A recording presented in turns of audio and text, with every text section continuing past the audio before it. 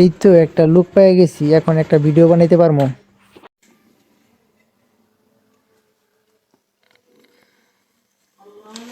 শোনো, তোমাকে আমি সহযোগিতা করব।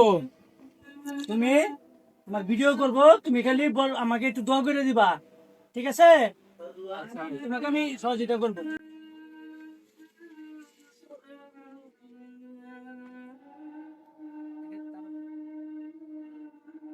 এই যে দিলাম টাকাটা, নিয়ে আমাকে একটু দোয়া করো।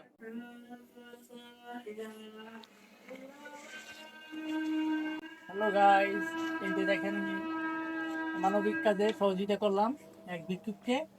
এই যে দেখেন আপনারা, এই শেষ, আমার ইয়ে শেষ।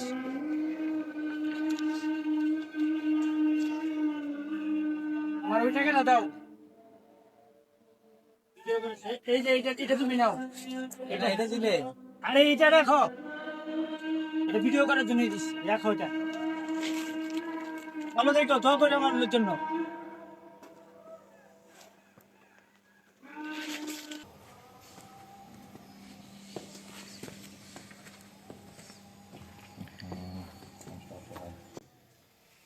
আমার তো চেহারা টেহারা আলহামদুলিল্লাহ মাশাআল্লাহ খুব ভালো।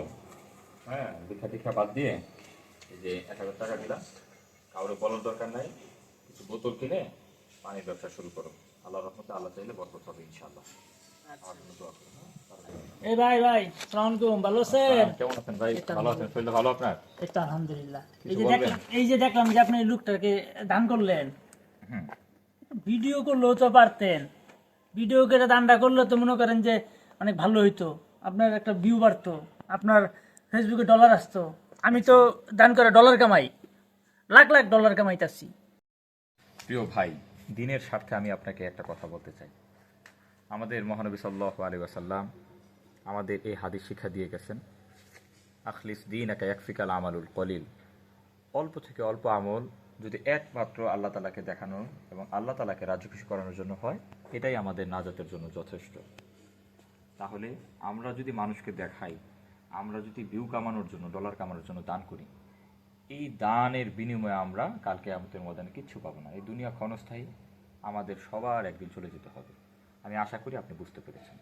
না ভাই, আমার সত্যিকার অর্থে এটা আমার ভুল হয়েছে। আমি এরপর থেকে আর এরকম কোনো ভিডিও আমি বানাবো না। আলহামদুলিল্লাহ। ধন্যবাদ ভাই।